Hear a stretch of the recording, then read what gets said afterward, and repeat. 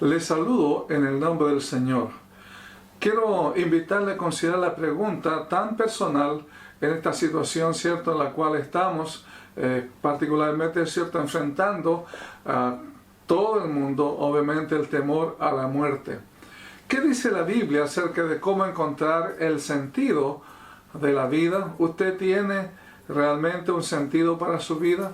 Hoy día el mundo todo gira en cuanto al temor a la muerte, particularmente, es cierto, el temor no solamente a la muerte, sino también a ser infectado, ser contagiado por el COVID-19.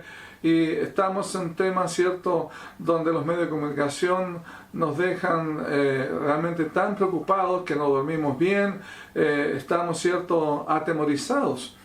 Y obviamente los gobernantes, por otro lado, tienen el problema de evitar, cierto, que la gente se muera, pero la muerte es una realidad.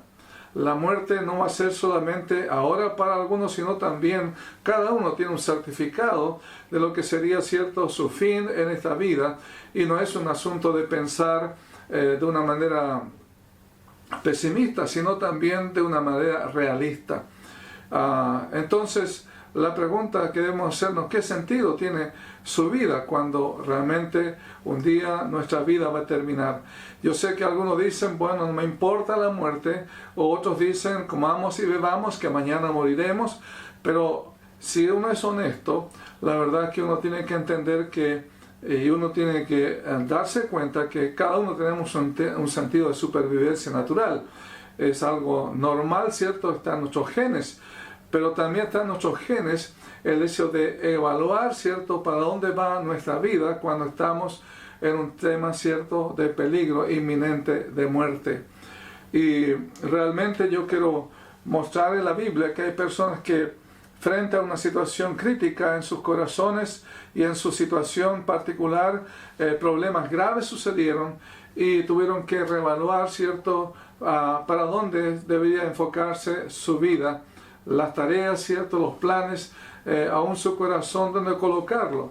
Entonces, una pregunta importante, personal: ¿usted se ha dado cuenta de las vías de escape que a veces nosotros hemos usado para no pensar en la realidad del verdadero sentido de la vida? Quizás usted está tan afanado, ha estado tan afanado en su trabajo, su familia, sus amigos, pero ¿en qué manera usted ha tomado el temor, cierto, a la muerte y a la pérdida de su economía como para reevaluar realmente qué importa en su vida? ¿Qué es lo que importa más en su vida? Y la Biblia nos enseña que hay algo que es tan importante en nuestra vida, y ese enfoque, cierto, ese sentido, Dios nos lo da, cierto, en su palabra. ¿Qué dice la Biblia sobre el sentido y propósito de nuestra vida? La Biblia nos enseña que la vida no tiene como centro a nosotros mismos. La vida no tiene como centro a usted ni yo. La Biblia en Romanos capítulo 14, versículo 7 en adelante. Y leo, cierto, yo le invito a que usted abra su Biblia. Ahí en Romanos capítulo 14, el versículo número 7 dice: porque ninguno de nosotros vive para sí y ninguno muere para sí. Eso significa que el sentido de nuestra vida involucra a otros, no solamente a nosotros. Es normal tener sueños y planes, pero los planes y propósitos de nuestra vida deben involucrar a otros. Hay personas que viven para su familia, sus nietos, la educación de sus hijos, tener planes para una empresa, etc. Pero no vivimos para cumplir solamente nuestros propósitos. La Biblia nos enseña que hay algo más allá de nuestros propios propósitos. Amén. Ahora, la Biblia es muy clara en cuanto a cuál debe ser nuestro sentido o propósito de la vida. La Biblia es muy clara en cuanto a cuál debe ser el sentido o propósito de nuestra vida. Los hombres, tanto en el Antiguo Testamento como en el Nuevo Testamento, buscaron y descubrieron el sentido y propósito de la vida. Salomón, el hombre más sabio que jamás haya vivido, descubrió la futilidad de la vida cuando se vive solo para este mundo. Salomón nos da estas importantes conclusiones en el libro de Eclesiastés.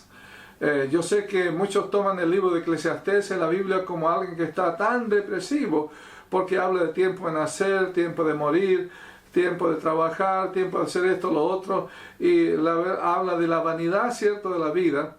Pero él dice que obviamente él dio a entender que experimentó muchas cosas en su vida, pero el sentido final que él encontró está, ¿cierto?, en las últimas citas que él presenta en el libro de Eclesiastés. Dice que el fin del discurso, el fin de todo el discurso oído es este: teme al Señor, teme a Dios y guarda sus mandamientos, porque esto es el todo del hombre. Porque Dios traerá toda obra a juicio, juntamente con toda cosa encubierta, sea buena o sea mala. Eso está en Eclesiastés capítulo 12, versículos 13 al 14. ¿Cuál es el fin de su vida? ¿Hay un fin en su vida? ¿Hay un propósito? Salomón dice que el todo de la vida es honrar a Dios con nuestros pensamientos, con nuestras vidas, guardando sus mandamientos, porque un día, ¿cierto?, vamos a comparecer ante el juicio de Dios. Y parte de nuestro propósito de la vida es temer a Dios y obedecerle. Y a diferencia de aquellos que se enfocan solo en esta vida, David, por ejemplo, otro caso en la Biblia, buscaba la satisfacción en un enfoque cierto futuro en su vida.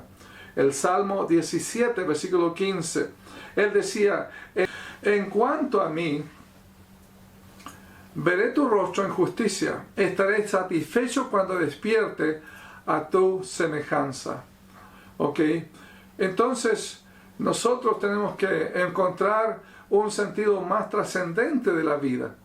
Y toda esta situación nos enseña, obviamente, que si bien podemos trabajar y no hay problema, cada uno tiene que trabajar, la Biblia enseña que el que no trabaja no come, pero tenemos que enfocarnos en qué sentido tiene el trabajo, en qué sentido tiene, cierto, la familia, en qué sentido tienen los planes que tú y yo tenemos. David, por ejemplo, realmente nos muestra, cierto, cómo él tiene un peso por ver al Señor. Para David, su completa satisfacción llegaría el día cuando despierte a ver, cierto, y mirando a Dios en compañerismo, en comunión con Él y siendo, cierto, como Él. Ahora, es interesante lo que dice el Salmo 73 y es importante, yo quiero invitarle que usted considere este Salmo en su lectura. El Salmo 73 presenta a un hombre, cierto, que empieza a mirar que él es fiel al Señor, pero no le va bien. Y ve que otros que no tienen ningún temor a Dios, le va súper bien sus negocios, aún haciendo cosas incorrectas, no pasa nada con ellos. Y la verdad que él empieza a cuestionarse, bueno, si yo soy fiel al Señor, ¿por qué me va tan mal mientras que ellos no les pasa nada? Y al final él fue tentado para seguir el camino, desviarse del Señor, ser infiel, pero llegó el momento en que se dio cuenta que era un error garrafal. Asaf habla acerca de cómo él fue tentado a envidiar a los impíos, quienes parecían no tener problemas y aumentaban sus riquezas a expensas de aquellos quienes se aprovechaban, pero entonces consideró su destino final. Y entonces, en contraste con lo que ellos anhelaban en sus vidas, declara en el versículo 25, ahí, cierto, usted lee en el Salmo 73, versículo 25, lo que más le importaba es realmente su relación con Dios, porque dice: ¿a quién tengo yo en los cielos sino a ti? Y fuera de ti, nada deseo en la tierra. Usted desea realmente tener comunión con Dios como algo supremo en su vida. Yo sé que ahí entramos en una respuesta que en la mayoría de nosotros puede ser muy frágil para decir: sí, yo deseo estar siempre en la comunión con Dios, en la presencia de Dios, etc. Y tenemos que realmente examinar cuál es el sentido y el propósito que tiene nuestra vida. Vuelvo, cierto, al libro de Romanos capítulo 14, versículo 7, dice: porque ninguno de nosotros vive para sí, y ninguno muere para sí. Pues si vivimos, y el apóstol sigue en este famoso pasaje que obviamente muchos hemos escuchado y hemos dicho quizás, en capítulo 14 del libro de Romanos, versículo 8, dice: pues si vivimos, para el Señor vivimos, y si morimos, para el Señor morimos. Así pues, sea que vivamos o que muramos, del Señor somos. Amén. Ahora, versículo 9 dice, porque Cristo para esto murió y resucitó y volvió a vivir para ser Señor así de los muertos como de los que viven. Amén. Entonces, hermanos y amigos, Dios quiere que tengamos un propósito primeramente para Él. De hecho, recordamos el famoso pasaje cuando el Señor nos habla del afán en el libro de Mateo capítulo número 5 y también todo lo que es el sermón de la montaña, capítulo 6, capítulo 7, donde el Señor dice que debemos buscar primeramente las cosas, el reino de Dios y su justicia, y las demás cosas vendrán por añadidura. Qué triste que nosotros estamos buscando cosas y cuando nos quitan las cosas realmente estamos muy afligidos y complicados. Pero entonces la Biblia nos enseña, ¿cierto?, la importancia de tener un sentido más bien, ¿cierto?, hacia el Señor. Ahora en el libro de 2 Corintios capítulo 5 versículo 14 dice la Biblia, porque el amor de Cristo nos constriñe, pensando esto, que si uno murió por todos, luego todos murieron. Y dice, por todos murió, hablando de Jesús. Para los que viven, ya no vivan para sí, sino para aquel que murió y resucitó por ellos.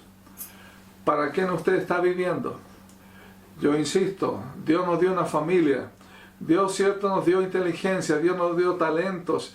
Y lamentablemente muchas veces desenfocamos la meta que Dios tiene para nosotros. Dios quiere que amemos nuestra familia. Dios nos ha traído, cierto, a una familia y debemos ocuparnos en ella. De hecho, la Biblia dice que el que no provee para los suyos es peor que un incrédulo. Pero por sobre todas las cosas, Dios quiere que vivamos para Él. Ya no vivamos para nosotros. Dios quiere que cuando vivimos para Él, nuestra familia va a ser diferente, nuestra vida va a ser diferente, porque nuestras metas no van a ser temporales, sino van a ser eternas. No significando que somos irresponsables de las tareas que nos da el Señor en nuestra administración. Entonces, ahora si seguimos leyendo este pasaje en 2 Corintios capítulo número 5, versículo 15, dice, y por todos murió para que los que viven ya no vivan para sí, sino para aquel que murió y resucitó por ellos. De manera que nosotros de aquí en adelante a nadie conocemos según la carne, y aun si a Cristo conocimos según la carne, ya no lo conocemos así. De modo que si alguno está en Cristo, este también es un pasaje que muchos cristianos repetimos, de modo que si alguno está en Cristo, nueva criatura es. Las cosas viejas pasaron, he aquí todas son hechas nuevas. Amén. Recordamos ciertas personas en la Biblia que cambiaron su prioridad y reconocieron que su vida, cierto, estaba totalmente errada al propósito que tuvieron. Recuerdo, cierto, que hace poco el hermano David enfocó, cierto, la situación de Nabucodonosor, un hombre que fue obviamente un gran gobernante, un imperio donde él, cierto, construyó, él hizo grandes obras, pero el propósito de él era tener un gran nombre. Era cierto que le adorara a la gente y reconociera cuán grande era su sabiduría, su poder y su entendimiento. Pero la Biblia dice que llegó un momento en que se trastornó y vivió, cierto, bastante tiempo complicado como un animal, comiendo, cierto, como un animal. Y la verdad que por la misericordia del Señor pudo recuperar un poco su sentido, su entendimiento, y se dio cuenta que realmente estaba totalmente desbocado en lo que estaba haciendo.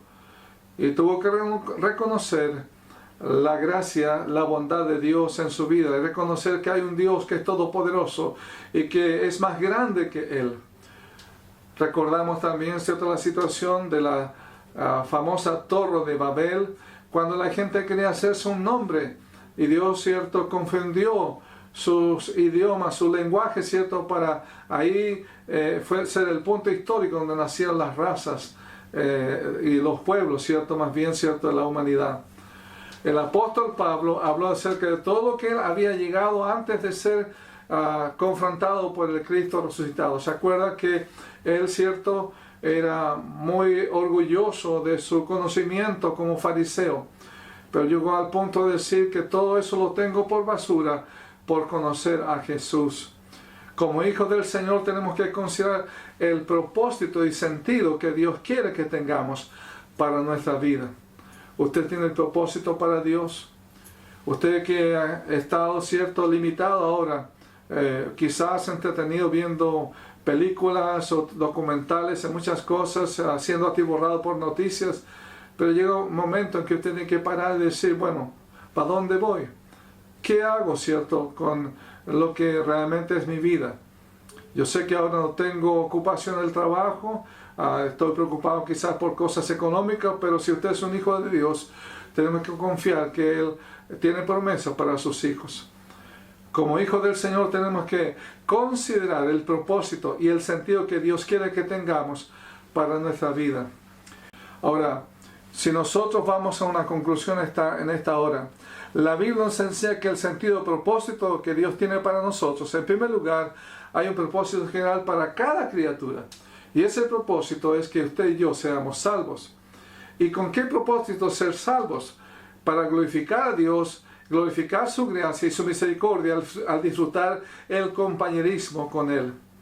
En Efesios capítulo 1, versículo 3 al 7, el Señor resalta el hecho de que Dios nos salva y Dios quiere que tengamos comunión con Él para alabanza de la gloria de su gracia, con la cual nos hizo aceptos en el amado.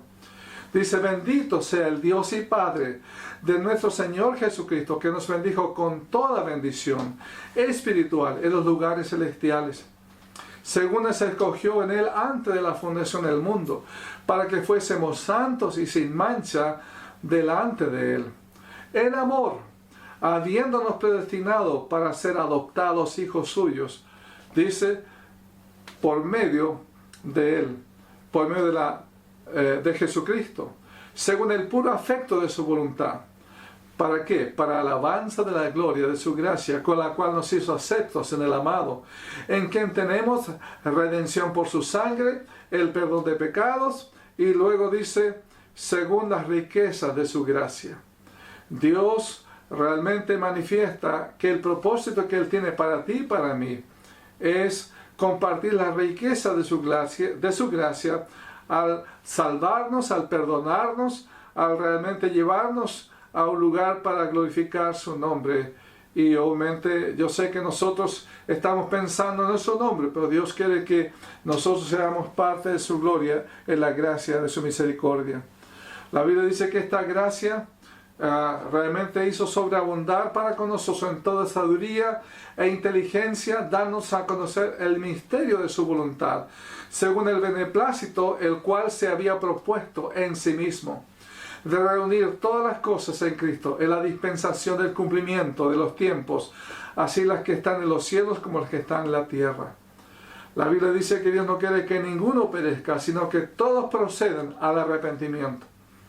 Usted, si Dios le llamara hoy día, yo sé que, como dije, estamos sujetos a tantos temores, y un temor que hoy día está llenando nuestros hogares, el temor, ¿cierto?, a la enfermedad, a la muerte. Pero, ¿qué sentido tiene su vida? ¿Solamente morir o enfermarse y pasar problemas y problemas? Dios quiere que tengamos un propósito más alto. Y ese propósito pasa porque usted sea salvo y reconozca que Dios quiere que usted sea un motivo de alabanza de la gloria de su gracia. ¿Por qué la gracia? Porque la Biblia dice que todos hemos pecado. No hay justo ni a uno, no hay quien entienda, no hay quien busque a Dios. Y en la justicia de Dios, Dios es santo y justo. Él castiga el pecado y al pecador. Pero Dios en su amor y misericordia no puede negar su justicia, pero tampoco puede negar su amor para contigo y para conmigo. Y por eso Él envía a su Hijo, no porque tú y yo merezcamos ser salvados o ser perdonados, sino porque realmente en su misericordia Él envía a su Hijo para realmente hacer justicia, no en ti, sino en su Hijo, Él llevar nuestro castigo. Y por lo tanto, por su misericordia y su gracia, Él nos salva y nos provee el perdón de pecados. Y Él nos lleva, ¿cierto?, a la comunión con Él para tener un sentido eterno, un sentido trascendente en nuestra vida. De hecho, la Biblia dice en su palabra que Dios puso en nosotros realmente eternidad. Y hay un proverbio que habla de eso en la palabra del Señor. Dios colocó en usted y en mí un sentido más trascendente que el trabajo, que la familia, que los planes ciertos que usted tiene. No significa, como dije al comienzo, que no seamos responsables de lo que Dios nos ha dado para administrar. Pero la primera prioridad que Dios quiere que tengamos en el sentido y el propósito de vida es para Él. Ahora también Dios tiene un propósito en cuanto a relacionarnos con otros. Como ya dijimos, ¿cierto? La Biblia dice que nadie vive para sí ni muere para sí, sino que vivimos en primer lugar para Dios y también vivimos también en relación con otros, particularmente con nuestra familia natural, pero también una familia que Dios estableció, que es la familia espiritual, la familia de Dios. Dios nos creó en familias y en su gracia común nos da tareas para con ellas. Llegamos a este mundo en una familia, pero un día tenemos que aprender a ver que la familia natural no lo es todo, sino que hay una familia espiritual que Dios tiene preparada para cada persona, y esa familia es la familia de Dios. Pero para ser parte de esa familia, donde el Señor Jesús es el hermano mayor, uno debe nacer de nuevo, dice el Señor. Entonces, Dios nos llama, ¿cierto?, a tener propósitos para Dios en primer lugar, para relaciones más cercanas que son nuestra familia, y también, ¿cierto?, la familia espiritual, que es la más eterna familia en la cual vamos a estar. Pero también nos llama, ¿cierto?, a tomar lugar para trabajar en el sentido de amplio de la palabra, no solo para sustento, sino trabajar para extender el reino de los cielos, si uno ha sido llamado para ser hijo de Dios. También Dios nos llama a ejercer dominio sobre la tierra, desarrollar las habilidades y talentos que Dios nos ha dado. De hecho, Dios dice en su palabra que Él ha dado talentos a sus hijos, ha dado ciertos dones espirituales. Gálatas capítulo 2 versículo 20 dice el Señor: con Cristo estoy juntamente crucificado, mas ya no vivo yo, mas vive Cristo en mí. Y lo que ahora vivo en la carne, lo vivo en la fe del Hijo de Dios, el cual me amó y se entregó a sí mismo por mí. Entonces, ¿en qué manera nosotros vivimos para el Señor?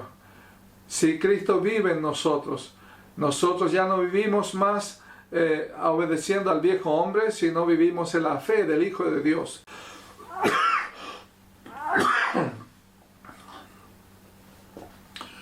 El apóstol, ¿cierto?, nos muestra que ya no estamos con un propósito solamente para este mundo, sino estamos viviendo ahora para el Señor, si hemos sido salvados.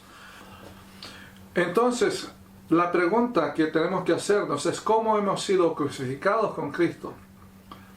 El apóstol dice: con Cristo estoy juntamente crucificado, y ya no vivo yo, mas vive Cristo en mí.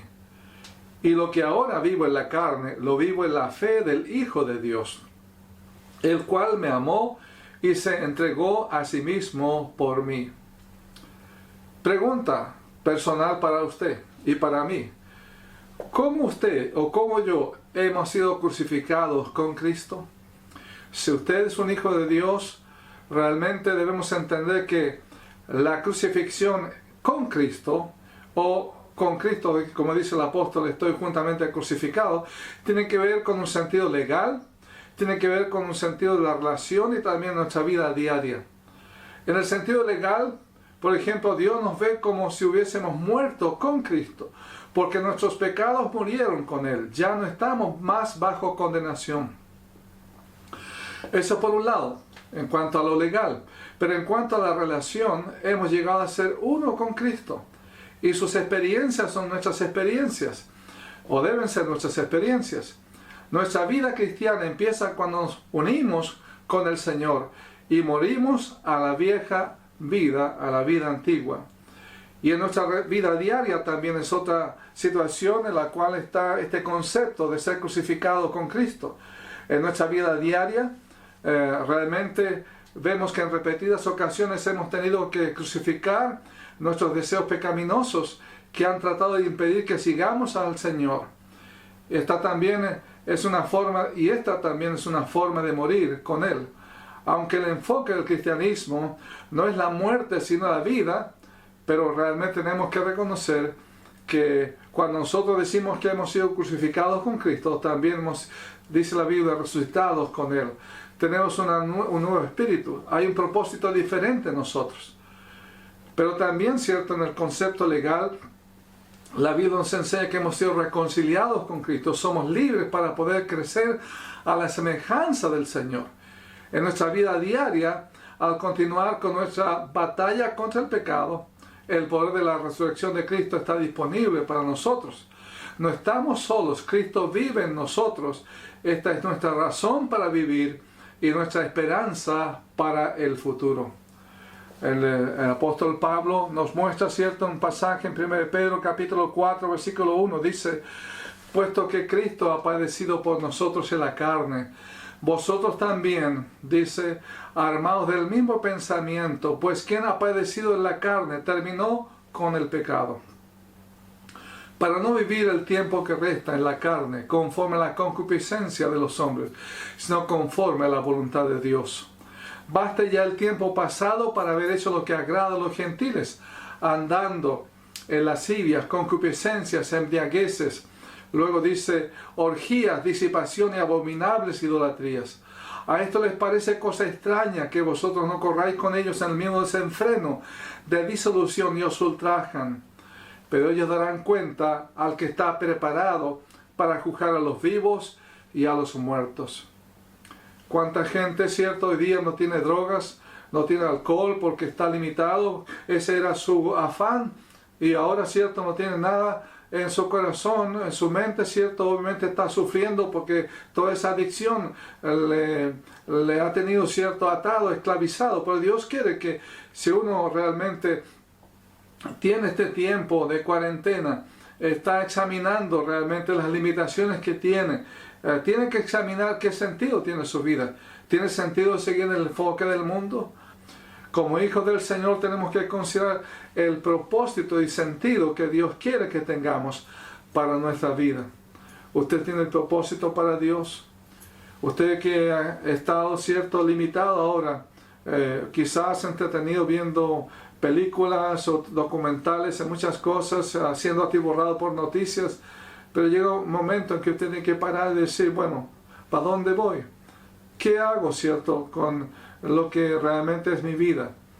Yo sé que ahora no tengo ocupación en el trabajo, estoy preocupado quizás por cosas económicas, pero si usted es un hijo de Dios, tenemos que confiar que Él tiene promesas para sus hijos. Como hijos del Señor tenemos que considerar el propósito y el sentido que Dios quiere que tengamos para nuestra vida. Y tenemos que realmente examinar cuál es el sentido y el propósito que tiene nuestra vida. Vuelvo, cierto, al libro de Romanos capítulo 14, versículo 7, dice, porque ninguno de nosotros vive para sí y ninguno muere para sí. Pues si vivimos, y el apóstol sigue en este famoso pasaje que obviamente muchos hemos escuchado y hemos dicho quizás, en el capítulo 14 del libro de Romanos, versículo 8, dice, pues si vivimos, para el Señor vivimos, y si morimos, para el Señor morimos. Así pues, sea que vivamos o que muramos, del Señor somos. Amén.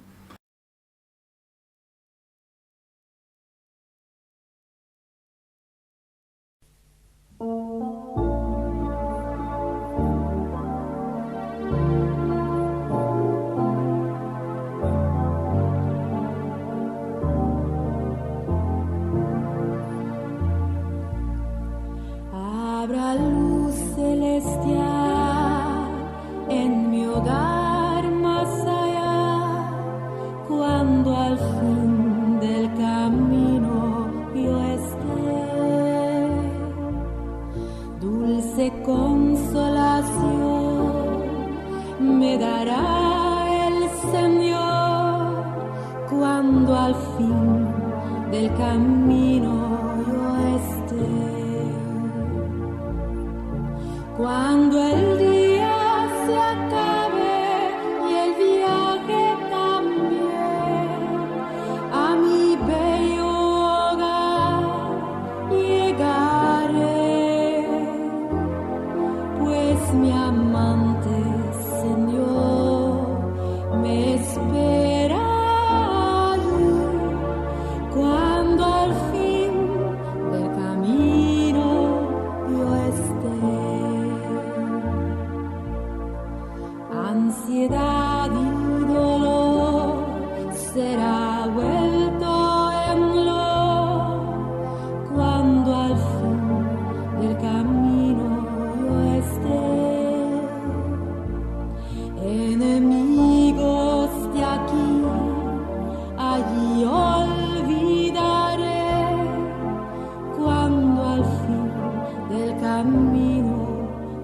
esté. Cuando el día se acabe y el viaje también, a mi bello hogar llegaré, pues mi amante Señor me espera allí, cuando al fin del camino yo esté. Abrirame el Señor y es mi amigo mejor, cuando al fin del camino yo esté. Le deseo yo ver, así premio tendré, cuando al fin del camino yo esté. Cuando el